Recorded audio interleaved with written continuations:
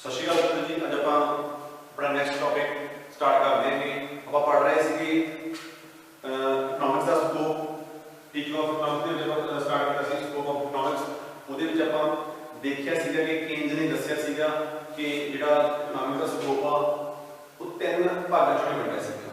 पहला जो इकनॉमिक्स का अर्थशास्त्र का विषय समग्री वो आप पढ़ लिया। उस तो बाद उन्होंने कहा कि जे असीं इकनॉमिक्स के खेत्र को जानना है तो सानू तो नेचर जानना पू। आप वो भी जान लिया कि इकनॉमिक्स कला भी हैगी है, विज्ञान भी हैगी है।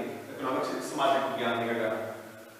उस तो बाद उन्होंने कहा कि सानू इकनॉमिक्स का होर विषय का रिलेशन किवें दा है, उसका सह संबंध किदां दा है, वो भी सानू जानना पैना। तो वो आप अज की क्लास पढ़ते हैं। ठीक है जी। ये क्यों जानना जरूरी है? क्योंकि कोई भी जिहड़ा हैगा ज्ञान है वो अपने आप संपूर्ण नहीं हो सकता। कोई सब्जेक्ट अपने आप काफ़ी हो सकता जे उन्होंने असं वो खेत्र को जानना तो सूँ संबंधित खेत्र को जानना पड़ेगा। क्यों जानना पड़ेगा? क्योंकि हरेक विषय जोड़ा वो कितने ना कितने एक दूसरे से डिपेंडेंट रहता है, थोड़ा बहुत एक दूसरे को लैन देन करता है। ठीक है जी। तो अज आप पढ़ते हैं कि द रिलेशन किवें दा हैगा बाकी सब्जेक्ट के नाल। पहला देखते हैं कि आप जो टाइप्स होंगे रिलेशन दी। पहला है लंबे या लेटवे रूप रुख दे विच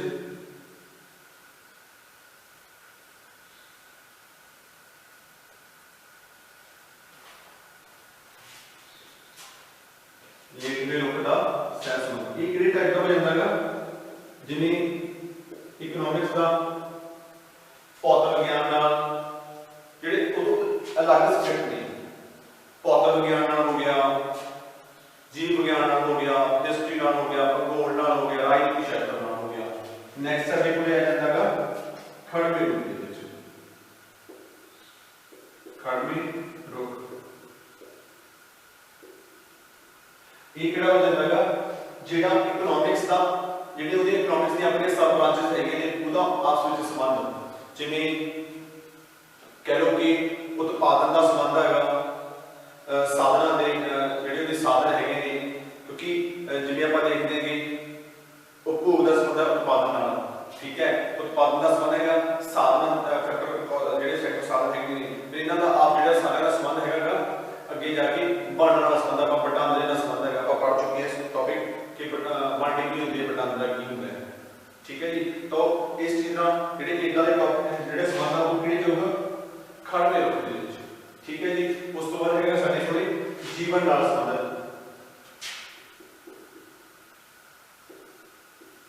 जीवन नाल संबंध। ठीक है जी। तो यह किहड़ा हो जाऊगा कि जिहड़ा असीं इकनॉमिक्स पढ़ रहे हैं बच्चे की जिहड़ी रूटीन लाइफ दे विच जिहड़ी इकनॉमिक्स हैगी वो कितनी कम होंदी है। ठीक है जी। तो इस तरह आप इन्हूं 3 भागों के जिहड़ा संबंध को वंड सकते हैं। जिहड़ा किहड़ा हो गया लेटवे रूप दे विच जिहड़ा होर विषय का संबंध है, खड़वे रूप दे विच जिहड़ा ओहदी आपस दे विच सब ब्रांचेस हैगे ने उन्हां दा आपसी संबंध। जां फिर उस बाद थर्ड हैगा जीवन का संबंध। बच्चे का जिहड़ा सब्जेक्ट आप पढ़ा रहे हैं इकनॉमिक्स ओहदा ओहदी लाइफ दे विच की संबंध है उस टॉपिक का। ठीक है जी। तो हुण इस तो बाद आप देखते हैं कि इकनॉमिक्स का अर्थशास्त्र का संबंध समाज शास्त्र नाल। किधर देखते हैं कि समाज शास्त्र या समाज विज्ञान नाल अर्थशास्त्र का संबंध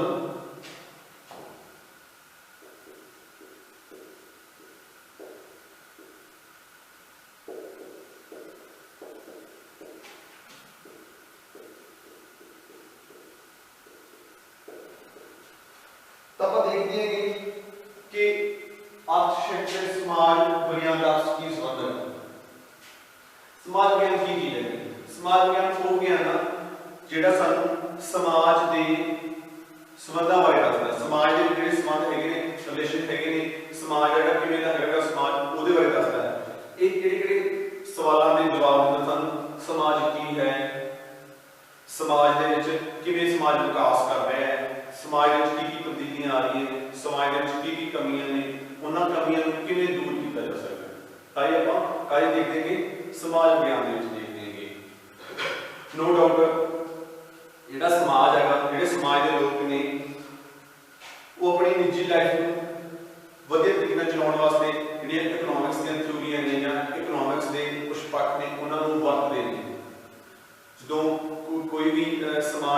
समाज ਦੇ ਵਿੱਚ ਆਪਾਂ ਦੇਖਦੇ ਬੇਸਿਕਲੀ ਰਾਜਨੀਤੀ ਜਿਹੜਾ ਸਮਾਜ ਦਾ ਰਾਜਨੀਤਿਕ ਪੱਖ, ਆਰਥਿਕ ਪੱਖ, ਧਾਰਮਿਕ ਪੱਖ ਦੇਖਦੇ ਹੈਗੇ ਤਾਂ ਉਹ ਜਿਹੜੇ ਪੱਖ ਦੇ ਵਿੱਚ ਉਹਨੂੰ ਕਿਵੇਂ ਮੈਨੇਜ ਕਰਨਾ ਹੈਗਾ ਉਹ ਕਿਤੇ ਨਾ ਕਿਤੇ ਇਕਨੋਮਿਕ ਅਰਥਸ਼ਾਸਤਰ ਤੋਂ ਸਿੱਖਦੇ ਨੇ। ਉਹ ਜਿਹੜੇ ਸਮਾਜ ਦੇ ਲੋਕ ਨੇ, ਸਮਾਜ ਦੇ ਵਸਿੰਦੇ ਨੇ, ਉਹ ਕਿਵੇਂ ਜਿਹੜਾ ਹੈਗਾ ਇਕਨੋਮਿਕ ਪੱਖ ਦੇਖਣਾ ਹੈਗਾ, ਕਿਵੇਂ ਉਹਨਾਂ ਨੇ ਮੈਨੇਜ ਕਰਨਾ ਹੈਗਾ, ਕਿਉਂਕਿ ਸਮਾਜ ਦੀ ਜਿਹੜੀ ਲੋੜ ਹੈਗੀ ਉਹ ਕਿਹੜੀ ਹੈਗੀ, रोटी कपड़ा मकान, ठीक है।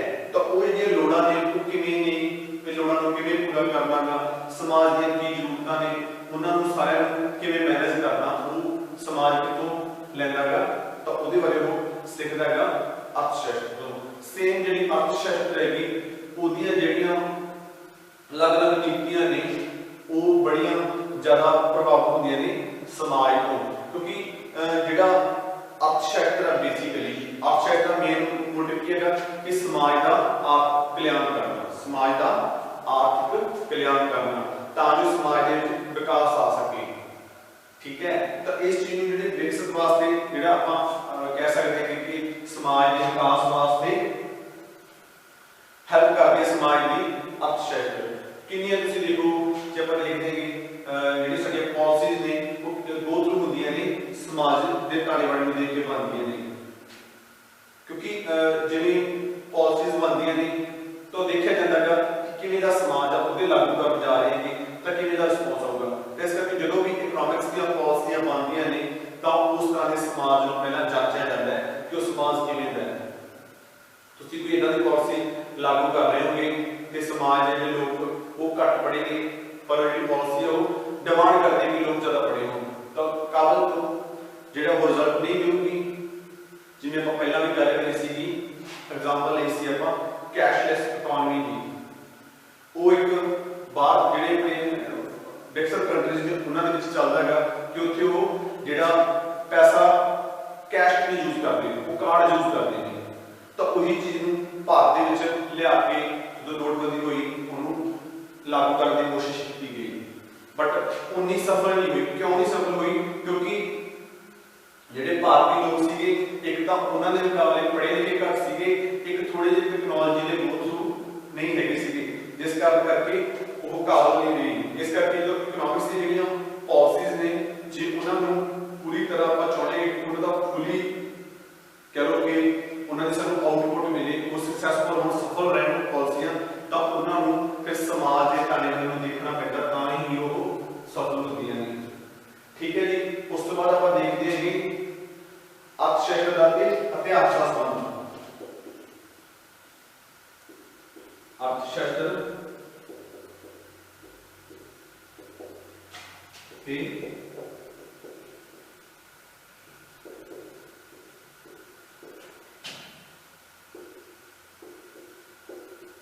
सह संबंध। तो ये जब आप देखते हैं पहला इतिहास की चीज है, इतिहास ਦੇ ਵਿੱਚ ਕੀ ਹੈਗਾ ਬੀਤੇ ਸਮੇਂ ਦੀ ਜਿਹੜੀਆਂ ਘਟਨਾਵਾਂ ਨੇ ਉਹਨਾਂ ਨੂੰ ਆਪਾਂ ਕ੍ਰਮਬੱਧ ਦਰਜ ਕਰਦੇ ਹਾਂ। ਇਤਿਹਾਸ ਕੀ ਹੈਗਾ ਸਾਡੀ ਜਿਹੜੀਆਂ ਵੀ ਬੀਤੇ ਸਮੇਂ ਦੀਆਂ ਘਟਨਾਵਾਂ ਨੇ ਉਹਨਾਂ ਨੂੰ ਅਸੀਂ ਕੀ ਕਰਦੇ ਹੈਗੇ ਕ੍ਰਮਬੱਧ ਦਰਜ ਕਰਦੇ ਹੈਗੇ ਕਾਹਦੇ ਵਿੱਚ ਇਤਿਹਾਸ ਦੇ ਵਿੱਚ, ਠੀਕ ਹੈ। ਤਾਂ ਇਤਿਹਾਸ ਦੇ ਵਿੱਚ ਬੇਸਿਕਲੀ ਸਾਨੂੰ ਜਿਹੜਾ ਸਾਡਾ ਸਮਾਂ ਟੱਪ ਚੁੱਕਿਆ ਹੈਗਾ ਉਹਦੀ ਨੌਲੇਜ ਮਿਲਦੀ ਹੈ। ਤਾਂ ਇਸ ਲਈ ਜੇ ਆਪਾਂ ਦੇਖੀਏ ਇਤਿਹਾਸ ਨੂੰ ਬੋਲਦੇ ਆ ਜਦੋਂ ਵੀ ਤਾਂ ਜੇ ਇਤਿਹਾਸ ਦੀ ਤੁਸੀਂ ਨੌਲੇਜ ਲੈਣੀ ਹੈ ਤਾਂ ਤੁਹਾਨੂੰ ਇਕਨੋਮਿਕਸ ਦੀ ਨੌਲੇਜ ਲੈਣੀ ਪੈਣੀ ਹੈ। ਕਿਉਂ? ਕਿਉਂਕਿ ਜਦੋਂ ਤੋਂ ਧਰਤੀ ਤੇ ਮਨੁੱਖ ਦੀ ਹੋਂਦ ਹੋਈ ਹੈ ਤਾਂ ਉਹਦੇ ਨਾਲ ਹੀ ਜਿਹੜਾ ਸਾਡਾ ਪ੍ਰੋਡਕਸ਼ਨ ਮੋਡ ਹੈਗਾ, ਸਾਡਾ ਜਿਹੜਾ ਉਤਪਾਦਨ ਦਾ ਫੰਕਸ਼ਨ ਹੈਗਾ ਤਾਂ ਉਹ ਸਾਡੀ ਸਮੇਂ ਦੇ ਨੂੰ ਨਿਰਧਾਰਨ ਕਰਦਾ ਰਹੇਗਾ। ਸਾਡੇ ਇਤਿਹਾਸ ਦੇ ਵਿੱਚ ਹਰ ਸਮੇਂ ਤੁਸੀਂ ਦੇਖੋ, ਜੇ ਤੁਸੀਂ ਦੇਖਦੇ ਹੋ ਕਿ ਪਹਿਲਾਂ ਆਪਸ ਰਾਜੇ ਲੜਦੇ ਸੀਗੇ, ਫਿਰ ਜਿਹੜੇ ਅੰਗਰੇਜ਼ ਭਾਰਤ ਆਏ ਉਹ ਕਿਉਂ ਆਏ? ਕਿਉਂਕਿ ਉਹਨਾਂ ਦਾ ਮੇਨ ਮੋਟਿਵ ਕੀ ਸੀਗਾ? ਵਪਾਰ ਕਰਨਾ, ਪ੍ਰੋਫਿਟ ਲੈਣਾ। ਕੀ ਸੀਗਾ ਉਹਨਾਂ ਦਾ? ਲਾਭ ਲੈਣਾ, ਪ੍ਰੋਫਿਟ ਲੈਣਾ। ਤਾਂ ਉਹ ਪ੍ਰੋਫਿਟ ਲੈਣ ਲਈ ਆਏ ਸੀਗੇ, ਠੀਕ ਹੈ। ਤਾਂ ਜੇ ਇਤਿਹਾਸ ਨੂੰ ਜਾਣਨਾ ਸਾਨੂੰ ਇਕਨੋਮਿਕਸ ਜਾਣਨੀ ਪੈਣੀ ਹੈ ਨਾਲ ਨਾਲ। ਉਸ ਸਮੇਂ ਦਾ ਜੇ ਪਾਸਟ ਦੇਖਦੇ ਹੈਗੇ ਤਾਂ ਉਸ ਸਮੇਂ ਕਿਹੜੇ ਟਾਈਪ ਦੀਆਂ ਨੀਤੀਆਂ ਸੀਗੀਆਂ, ਕਿਹੜੇ ਇਤਿਹਾਸ ਦੇ ਵਿੱਚ ਚੇਂਜਸ ਆਏ, ਘਟਨਾਵਾਂ ਕਿਵੇਂ ਚੇਂਜ ਹੋਈਆਂ, ਤਾਂ ਸਾਨੂੰ ਸਾਰੀਆਂ ਇਕਨੋਮਿਕਸ ਦੇ ਵਿੱਚ ਜਿਹੜੀਆਂ ਹੈਗੀਆਂ ਨੇ ਇਤਿਹਾਸ ਦੇ ਵਿੱਚ ਪੜ੍ਹਨੀਆਂ ਪੈਣੀਆਂ, ਜਿਹੜੀਆਂ ਇਕਨੋਮਿਕਸ ਦੇ ਨਾਲ ਜਾਂ ਅਰਥਸ਼ਾਸਤਰ ਦੀਆਂ ਹੈਗੀਆਂ ਨੇ। किवें रुपया डिवेलप होया, किवें फिर उन्हें चेंज किया सिस्टम दे विच। तो सारी चीज़ां इतिहास स्टडी करने वास्ते सानू स्टडी करनी पैंदियां ने। जिवें कह लो कि जिवें समाज जिहड़ा हैगा अपना पहला किहड़ी चलदी सीगी समाजवाद सीगा। तो उस समय मनुख कोले काफ़ी सोर्स सीगे, वो जंगलां च रहिंदा सीगा। उस तो बाद की हैगा फिर हौली उन्हें मनुख को समझ आई कि मैनूं उत्पादन करना चाहिए, तो उन्हें गुलाम बनाने शुरू कीते। तो गुलाम प्रथा आई, तो वो की हैगा चेंज कर रहा है, प्रोडक्शन मोड साडा चेंज कर रहा है इतिहास में। सेम जो गुलाम प्रथा आई हौली हौली उहदे नाल चेंज होया, फिर पूंजीवाद आया साडे इतिहास दे विच, ठीक है। ते पूंजीवाद दे विच की आया कि पूंजीपति ज़्यादा अमीर, तो वो चीज़ नाल की है कि जो भी असीं साडे इतिहास नूं बोलना हैगा तो सानूं साडी जिहड़ी इकोनॉमिक्स हैगी वो देखनी पैनी है, अर्थशास्त्र देखनी पैनी है। इस करके उहदे बिना जे अर्थशास्त्र तो बिना असीं इकोनॉमिक्स पढ़ांगे तो वो मीनिंगफुल रहेगी। अर्थशास्त्र तो बिना जे इतिहास पढ़ांगे, सॉरी, ठीक है। उस तो बाद आप देखते हैं कि इतिहास देख ले अर्थशास्त्र को की लोड़ पैंदी है। तो अर्थशास्त्र दी लगभग सारियां पॉलिसीज बेस्ड होंदियां ने इतिहास ते। कोई भी पॉलिसी हैगी जो बनाई जाती हैगी तो पॉलिसी दा वो पॉलिसी दी जिहड़ी पास्ट दे विच पॉलिसीज बणियां होईयां ने, जां कह लो कि जिहड़े पुराने बुजुर्गां ने पॉलिसीज कुछ भी लागू कीता सीगा वो क्यों सफल होईयां, क्यों असफल होईयां। जो वो चीज़ आप बाचांगे तो फिर ही सानूं इस समय पता लगूगा, फिर ही सानूं पता लगेगा कि आ चीज़ां, क्योंकि बाकी जानवरों ते मनुख च की फर्क है। बाकी जानवरों ते मनुख च यही फर्क हैगा कि जिहड़े बाकी जानवर ने वो जदों धरती ते आ जाते हैं तो जिन्नी की नॉलेज उन्होंने लास्ट तक मिलती है वो उन्नी की नॉलेज नाल लेके मर जाते हैं। जिहड़े उदों बाद दे बच्चे ने उन्होंने दोबारा तो फिर नॉलेज मिल जाती है। पर मनुख च फर्क है कि मनुख आपकी नॉलेज अगली पीढ़ी को दे के जाता, तो वो जे असीं इतिहास चों नॉलेज लवांगे तां ही होर तरक्की करांगे, तां ही फिर इस लैवल पर अगे बढ़ांगे। नहीं तो फिर इस लैवल पर खड़ा रहांगे। जे हुण हर बार मैं इत्थों स्टार्ट करूंगा तो अपनी लाइफ च इत्थे पहुंचूंगा, हर बार इत्थों स्टार्ट कीता इत्थे पहुंचा। पर जे साडे जिहड़े बुजुर्ग ने उन्होंने इत्थे पहुंचाता तो हुण इत्थों स्टार्ट करके असीं इत्थे जाना, तो किवें जावांगे जे असीं इतिहास नूं इकोनॉमिक्स खोलांगे। इस करके साडी जिहड़ियां सारियां पॉलिसीज ने वो गो थ्रू होंदियां ने इतिहास दे। असीं इतिहास को देखना होंदा है क्योंकि समय समय जिहड़ा साडी इकोनॉमिक्स हैगी वो डिफाइन करदी हैगी साडे इतिहास नूं, साडे राजनीति शास्त्र नूं कि किवें दा रहिंदा है, ठीक है। जिवें आपां कोई भी पॉलिसी बनाउणे तां आपां नूं पता लगदा है कि इह पॉलिसी दा पहला ये हालात रहे, इदां दी पॉलिसी पहला लागू कीती सीगी, उहदी आह सफलता बननी है, आह असफलता बननी रही। तो उन्हां असफलतावां तो आपां फिल्टर करके एक नवीं वधिया नीति बना सकते जिहड़ी ज़्यादा सफल होगी, ठीक है जी। इस तरह आप कह सकते हैं कि जिहड़ी अर्थशास्त्र के इतिहास नाल कूड़ा संबंध है, क्योंकि इतिहास ते अर्थशास्त्र ते इतिहास एक दूजे के बिना अधूरे ने। जिवें कहा जाता है कि जे अर्थशास्त्र दा तुसीं इतिहास नहीं पढ़ोगे तो वो तुहानूं फल नहीं देगी, ते जे तुसीं इतिहास विदाउट अर्थशास्त्र पढ़ रहे हो तो वह तुहानूं कोई मीनिंग नहीं मिलेगा। क्लियर? तो इस तरीके से आप समझ सकते हैं, ठीक है जी। इन्होंने दोनों आपस कूड़ा संबंध रहेगा। नेक्स्ट आप देखते हैं कि अर्थशास्त्र ते राजनीति शास्त्र।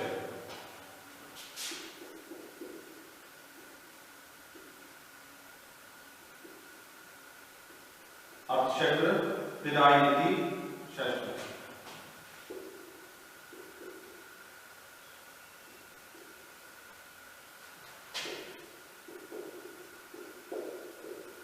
राजनीति शास्त्र की है, राजनीति शास्त्र बेसिकली की है सरकार जां सरकार दे काम किवें चलाउणी हैगी, बेसिकली एक राजतंत्र उहनूं किवें चलाउणा उस चीज़ नूं सानूं जिहड़ा साडा राजनीति शास्त्र दसदा है कि किवें लोकां नूं कंट्रोल करना, किवें सरकार चलाउणी है, सरकार ने किवें पॉलिसीज लागू करनी हैगी, किहड़े-किहड़े लोकां नूं हक देने ने, तो वो सारा कुछ सानूं राजनीति शास्त्र दसदा है। इन्हां दोनों दा बड़े गूढ़ा संबंध है। इन्ना गूढ़ा संबंध है कि जिहड़ी अर्थशास्त्र है पहला राजनीति शास्त्र दे विच ही पढ़िया जांदा सी। सम टाइम बड़ियां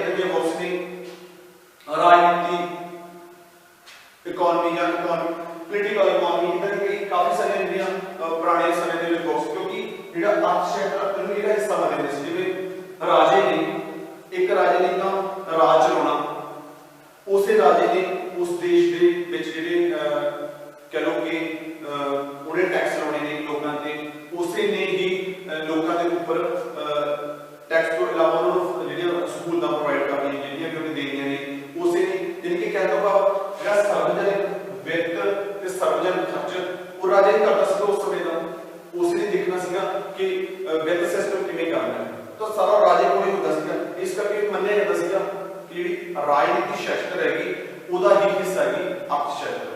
पर हौली हौली जिहड़ा इस शास्त्र है इहनूं अलग तो पढ़िया जाण लग्या, क्योंकि जिवें जिवें एरिया वास्ट होंदा गया तां इहनूं अलग तो जाणिया जाण लग पिया। क्लीयर? हुण इन्हां दी आपस विच डिपेंडेंसी आपां पहले समझ गए कि दोने इकट्ठे इक्को सब्जैक्ट दे अंदर पढ़ी जा रही सी, इहदा मतलब इहदा पूरा संबंध है। हुण आपां देखदे हां कि राजनीति शास्त्र, राजनीति शास्त्र तुसीं इस हिसाब ला सकते हो कि एक सरकार जिहड़ी अज समय देखते हो तुसीं कि एक सरकार जिहड़ी अलग-अलग पोलीटिकल पार्टीज हैगियां ने, तो उन्होंने जो चोण मैनीफेस्टो चोणां लड़दियां ने तो अपनी अलग-अलग तरह दी आर्थिक नीतियां अपने मैनीफेस्टो च दसदियां ने। लड़ो कित्थे रहे ने, की लड़ रहे ने, अलग-अलग तरह दी चोणां इत्थे जिन्होंने सरकार बनाउण लई अपना मैनीफेस्टो बनाया, पर मैनीफेस्टो दे विच उन्होंने जिहड़ियां पॉलिसीज ने वो अपनी स्थिति दिखा रहे हैं, वो अपनी पॉलिसीज इहदे बारे दस रहे हैं। क्लियर? नरेंद्र मोदी भारत दा पीएम, इत्थे उन्होंने क्या सीगा कि 15 लाख रुपया आउगा तुहाडे अकाउंट दे विच, जिन्ना भी किया सीगा, ठीक है, पर वो गल की कर रहा सीगा अर्थशास्त्र दी। क्लियर? तो इस तरीके नाल आपां कह सकते हैं कि राजनीति शास्त्र ते अर्थशास्त्र दा तो किसी जरूरत हैगी हैगी। तुसीं देखो जिहड़ी इस तो पहला वाली गवर्नमेंट सी कि कांग्रेस गवर्नमेंट सी, उहदे जाण दा बेसिकली कारण की सीगा कि उस समय जिहड़ा इन्फ्लेशन ज़्यादा हाई कर रही सी, एक इन्फ्लेशन ज़्यादा हाई कर रही सी, एक प्लस घोटाले ज़्यादा होए सी, तो वो जिहड़े दो चीज़ां कारण करके उन्हां कह लो कि अफेक्ट होया। तो जिहड़े उन्होंने इन्फ्लेशन का टॉपिक है अर्थशास्त्र का, पर उन्हें इत्थे वर्क किया की करने विच गवर्नमेंट चेंज करने विच। तो इस तरह आप कह सकते हैं कि क्योंकि जिवें तुसीं देखदे हैं कि राजनीति क्षेत्र विच अलग-अलग तरह दी सरकारां पाई जांदियां ने, किहड़ी सरकार पाई जांदी है कि राजतंत्र पाया जांदा है, उस तो बाद कह लो कि जिवें-जिवें कह लो लोकतंत्र पाया जाता है, तानाशाही पाया जाता है, तो इस तरह दी साडी कोल गवर्नमेंट्स पाई जांदी है। जिवें-जिवें इत्थे गवर्नमेंट पाई जाती है उस जिहड़ी इकोनॉमी है वो भी चेंज हो जाती है, प्रोडक्शन मोड चेंज हो जाता है। जे तानाशाह है तो जिहड़ा प्रोडक्शन मोड है वो उहदे अकॉर्डिंग होगा, जे लोकतंत्र है तो लोग अपनी मर्जी नाल प्रोडक्शन कर रहे हैं, जे राजतंत्र है तो सरकार दी मर्जी नाल चलूगा। जिवें आपां देखदे हैं कि जे आपां भारत दा 90 तो पहला दहाका देखते हैं कि 90 तो पहला का टाइम देखते हैं भारत दे विच, तो उदों दी गवर्नमेंट दा कितने कि समाजवाद वाल झुकाव सीगा, उन्हां दा जिहड़ा गवर्नमेंट सी उस वे दी, तो उहदी की सोच सीगी कि समाजवाद नाल ज़्यादा सीगा, इस करके उस समय अर्थशास्त्र दे विच की सीगा सरकारी उद्योगां नूं ज़्यादा पहल सीगी। जिवें तुसीं देखोगे कि भारत दे विच उस समय प्राइवेट बैंकां दा भी राष्ट्रीयकरण कीता गया। क्लियर? तो हुण की होएगा जिहड़ी हुण प्राइवेट सरकार हैगी उहदा झुकाव किहदे वल हैगा, प्राइवेट सेक्टर वल जाएगा। तो इस टाइम तुसीं देखोगे हुण दी गवर्नमेंट दा झुकाव किहदे वल जाएगा, प्राइवेट सेक्टर वल जाएगा। तो इस करके ये गवर्नमेंट राजनीति दे विच तो उहदा इफेक्ट इत्थे आ रहेगा। की इफेक्ट आ रहेगा कि अर्थशास्त्र दे विच सार्वजनिक जिहड़ा खेतर दिन-दिन घट रहा है ते प्राइवेट सेक्टर वध रहा है। ਆਪਾਂ ਦੇਖਦੇ ਹਾਂ ਕਿ ਗਵਰਨਮੈਂਟ ਦਾ ਧਿਆਨ ਹੀ ਇਹਦੇ ਪਾਸੇ ਹੈਗਾ ਕਿ ਅਸੀਂ ਜਿਹੜਾ ਪ੍ਰਾਈਵੇਟਾਈਜੇਸ਼ਨ ਜ਼ਿਆਦਾ ਵਧਾਉਣੀ ਹੈਗੀ, ਤਾਂ ਤੁਸੀਂ ਦੇਖੋਗੇ ਕਿ ਰੇਲਵੇ ਦੇ ਵਿੱਚ ਵੀ ਪ੍ਰਾਈਵੇਟਾਈਜੇਸ਼ਨ ਆ ਗਿਆ, ਕਿੰਨੇ ਸਾਰੇ ਜਿਹੜੇ ਗਵਰਨਮੈਂਟ ਅਦਾਰੇ ਨੇ ਉਹਨਾਂ ਨੂੰ ਗਵਰਨਮੈਂਟ ਸੇਲ ਕਰ ਰਹੀ ਹੈਗੀ, ਤਾਂ ਇੱਥੋਂ ਦਾ ਇਫੈਕਟ ਇੱਥੇ ਪੈ ਰਿਹਾ ਹੈ। ਕਲੀਅਰ? ਤਾਂ ਤੁਸੀਂ ਦੇਖੋਗੇ ਕਿ ਰਾਜਨੀਤੀ ਦੇ ਵਿੱਚ ਜੇ ਲੋਕਾਂ ਨੂੰ ਦੇਖਦੇ ਹੈਗੇ ਤਾਂ ਉਹਨਾਂ ਦੀਆਂ ਹਮੇਸ਼ਾ ਨੀਤੀਆਂ ਇਦਾਂ ਦੀਆਂ ਹੁੰਦੀਆਂ ਨੇ, ਜਿਹੜੇ ਆਰਥਿਕ ਨੀਤੀਆਂ ਇਦਾਂ ਦੀਆਂ ਪਲਾਨ ਕਰਦੇ ਨੇ ਉਹ कि उन्होंने जिहड़ी उन्हां दी राजनीति प्रभावित ना होवे, तो हमेशा वो राजनीति नूं बचाउण वाली राजनीति करते हैं, यानी कि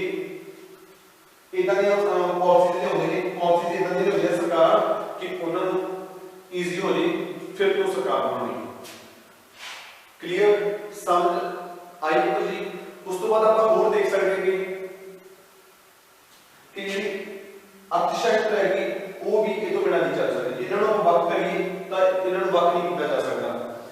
ਆਪਾਂ ਦੇਖੀਏ ਇੱਕ ਕੰਟਰੀ ਹੈਗੀ ਜਿੱਥੇ ਰਾਜਨੀਤਿਕ ਸਥਿਰਤਾ ਹੋਊਗੀ, ਜਿੱਥੇ ਰਾਜਨੀਤਿਕ ਸਥਿਰਤਾ ਹੋਊਗੀ, ਸ਼ਾਂਤੀ ਹੋਊਗੀ, ਉੱਥੇ ਆਰਥਿਕ ਵਿਕਾਸ ਸੰਭਵ ਹੈ। ਰਾਜਨੀਤਿਕ ਸਥਿਰਤਾ ਦਾ ਮਤਲਬ ਕੀ ਹੈਗਾ ਕਿ ਸਰਕਾਰ ਬੈਲੈਂਸ ਦੇ ਵਿੱਚ ਹੈਗੀ, ਸਰਕਾਰ ਨੂੰ ਫੁੱਲ ਬਹੁਮਤ ਹੈਗਾ ਤੇ ਉਹ ਆਪਣੀਆਂ ਪਾਲਿਸੀਜ਼ ਨੂੰ ਪਾਸ ਕਰ ਸਕਦੀ ਹੈਗੀ ਤੇ ਉਹ ਲਗਾਤਾਰ ਚੱਲ ਸਕਦੀ ਹੈਗੀ। ਲਾਈਕ ਜਿਵੇਂ ਭਾਰਤ ਦੇ ਵਿੱਚ ਹੈਗਾ ਤਾਂ 5 ਸਾਲ ਸਟੇਬਿਲਿਟੀ ਨਾਲ ਰਹਿ ਸਕਦੀ ਹੈਗੀ, ਤਾਂ ਫਿਰ ਉਹ ਸਰਕਾਰ ਆਪਣੀ ਜਿਹੜੀਆਂ ਨੀਤੀਆਂ ਹੈਗੀਆਂ ਪਾਸ ਵੀ ਕਰ ਸਕਦੀ ਹੈ।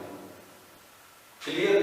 ਜੇ ਸਰਕਾਰ ਕੋਲੇ ਸਰਕਾਰੀ ਰਾਜਨੀਤਿਕ ਸਰਕਾਰ ਦੀ ਕੀ ਹੈਗਾ ਅਸ਼ਾਂਤੀ ਹੈਗੀ ਹੈਗੀ, ਕਹ ਲਓ ਕਿ ਸਰਕਾਰ ਪੂਰੀ ਤਰ੍ਹਾਂ ਬੈਲੈਂਸ ਨਹੀਂ ਹੈਗੀ, ਤਾਂ ਫਿਰ ਵਿਕਾਸ ਵੀ ਪੋਸੀਬਲ ਨਹੀਂ ਹੈ। ਤੇ ਜੇ ਅਸੀਂ ਵਿਕਾਸ ਚਾਹੁੰਦੇ ਹੈਗੇ ਤਾਂ ਫਿਰ ਸਾਡੀ ਜਿਹੜੀ ਰਾਜਨੀਤੀ ਹੈਗੀ ਉਹਦੇ ਵਿੱਚ ਵੀ ਜ਼ਰੂਰੀ ਹੈਗਾ ਕਿ ਸ਼ਾਂਤੀ ਬੈਲੈਂਸ ਬਣਿਆ ਰਹਿਣਾ ਲਾਜ਼ਮੀ ਹੈ। ਤੇ ਇਸ ਕਰਕੇ ਆਪਾਂ ਕਹਿ ਸਕਦੇ ਹਾਂ ਕਿ ਇਹਨਾਂ ਦੋਨਾਂ ਦੇ ਆਪਸ ਵਿੱਚ ਬੜਾ ਨੇੜੇ ਦਾ ਸੰਬੰਧ ਹੈਗਾ। ਜੇ ਇਕਨੋਮਿਕਸ ਦਾ ਵਿਕਾਸ ਤਾਂ ਹੀ ਸੰਬੰਧ ਹੈ ਜੇ ਰਾਜਨੀਤੀ ਜਿਹੜੀ ਸਾਡੀ ਹੈਗੀ ਬੈਲੈਂਸ ਲੈਵਲ ਤੇ ਹੈਗੀ, ਇਹਦੇ ਵਿੱਚ ਕੋਈ ਉਤਾਰ ਚੜਾਅ ਨਹੀਂ ਹੈਗਾ, ਇਹ ਸਥਿਰ ਹੈਗੀ ਹੈ। ਜੇ ਸਥਿਰ ਹਾਲਤ ਦੇ ਵਿੱਚ ਹੋਊਗੀ ਰਾਜਨੀਤੀ, ਸਰਕਾਰਾਂ ਸਥਿਰ ਹਾਲਤ ਚ ਹੋਣਗੀਆਂ ਤਾਂ ਹੀ ਉਹ ਵਧੀਆ ਪਾਲਿਸੀ ਪਾਸ ਕਰ ਸਕਦੀਆਂ ਨੇ। ਜੇ ਸਰਕਾਰਾਂ ਹੀ ਸਥਿਰ ਨਹੀਂ ਤਾਂ ਫਿਰ ਉਹ ਵਧੀਆ ਜਿਹੜੀਆਂ ਨੀਤੀਆਂ ਲਾਗੂ ਨਹੀਂ ਕਰ ਸਕਦੀਆਂ। ਐਗਜ਼ਾਮਪਲ ਦੇ ਤੌਰ ਤੇ ਗਵਰਨਮੈਂਟ ਨੇ GST ਪਾਸ ਕੀਤਾ, ਗਵਰਨਮੈਂਟ ਨੇ GST ਪਾਸ ਕੀਤਾ, ਤੇ GST ਪਾਸ ਕਰਨ ਵਾਸਤੇ ਗਵਰਨਮੈਂਟ ਨੂੰ ਕੀ ਚਾਹੀਦਾ ਸੀਗਾ? ਸਰਕਾਰੀ ਨੀਤੀ ਹੈ, ਪਰ ਉਹਨੂੰ ਪਾਸ ਕਰਨ ਵਾਸਤੇ ਉਹਨੂੰ ਕੀ ਚਾਹੀਦਾ ਸੀ? ਬਹੁਮਤ ਚਾਹੀਦਾ ਸੀਗਾ। ਜੇ ਗਵਰਨਮੈਂਟ ਇੱਕ ਸਟਰੋਂਗ ਸਰਕਾਰ ਸੀ, ਸਥਿਰ ਸਰਕਾਰ ਸੀ, ਤਾਂ ਉਹਨਾਂ ਨੇ ਪਾਸ ਕਰਤਾ। ਜੇ ਉਹ ਬੈਲੈਂਸ ਨਹੀਂ ਹੁੰਦੇ, ਉਸ ਸਥਿਰਤਾ ਨਹੀਂ ਹੁੰਦੇ, ਤਾਂ ਹੋ ਸਕਦਾ ਉਹਨਾਂ ਪਾਸ ਕਰ ਪਾਉਂਦੇ। ਤੇ ਇਸ ਕਰਕੇ ਰਾਜਨੀਤਿਕ ਸਥਿਰਤਾ ਵਿਕਾਸ ਦੀ ਬੜੀ ਇੰਪੋਰਟੈਂਟ ਹੈ ਤੇ ਜੇ ਵਿਕਾਸ ਫਿਰ ਹੀ ਪੋਸੀਬਲ ਹੈ ਜੇ ਰਾਜਨੀਤਿਕ ਸਥਿਰਤਾ ਹੋਊਗੀ। ਆਪਾਂ ਕਹਿ ਸਕਦੇ ਹਾਂ ਕਿ ਅਲੱਗ-ਅਲੱਗ ਤਰ੍ਹਾਂ ਦੀਆਂ ਪੋਲੀਟੀਕਲ ਜਿਹੜੀਆਂ ਹੈਗੀਆਂ ਪਾਰਟੀਆਂ ਉਹ ਵੀ ਆਪਾਂ ਦੇਖਦੇ ਹਾਂ ਕਿ ਇਕਨੋਮਿਕਸ ਪੱਖ ਹੀ ਚੱਕਦੀਆਂ ਨੇ। ਉਹ ਦੱਸਦੀਆਂ ਨੇ ਰਾਜਨੀਤੀ ਜਦੋਂ ਵੀ ਵਿਰੋਧੀ ਧਿਰ ਹੈਗੀ ਉਹ ਦੱਸਦੀ ਹੈਗੀ ਕਿ ਭਾਈ ਬੇਰੁਜ਼ਗਾਰੀ ਬਹੁਤ ਜ਼ਿਆਦਾ ਹੈਗੀ। ਪੋਲੀਟੀਕਲ ਪਾਰਟੀ ਹੈ, ਰਾਜਨੀਤੀ ਸ਼ਾਸਤਰ ਚ ਆਪਾਂ ਪੜ੍ਹਦੇ ਹਾਂ ਉਹਨੂੰ, ਬਟ ਉਹ ਗੱਲਾਂ ਅਰਥਸ਼ਾਸਤਰ ਦੀਆਂ ਕਰਦੀ ਹੈਗੀ। ਉਹ ਕਹਿੰਦੇ ਕਿ ਭਾਈ ਬੇਰੁਜ਼ਗਾਰੀ ਬਹੁਤ ਜ਼ਿਆਦਾ ਹੈਗੀ, ਇਨਫਲੇਸ਼ਨ ਵੱਧ ਰਹੀ ਹੈਗੀ, ਪੈਸੇ ਦੀ ਕੀਮਤ ਘਟ ਰਹੀ ਹੈ ਦਿਨੋਂ ਦਿਨ। ਪੈਸਾ ਪਹਿਲਾਂ ਜਿਹੜਾ ਸਾਡਾ ਰੁਪਈਆ ਸੀਗਾ ਪਹਿਲਾਂ ਉਹ ਜ਼ਿਆਦਾ ਸਟਰੋਂਗ ਸੀਗਾ, ਹੁਣ ਉਹ ਡਾਲਰ ਦੇ ਮੁਕਾਬਲੇ ਬਹੁਤ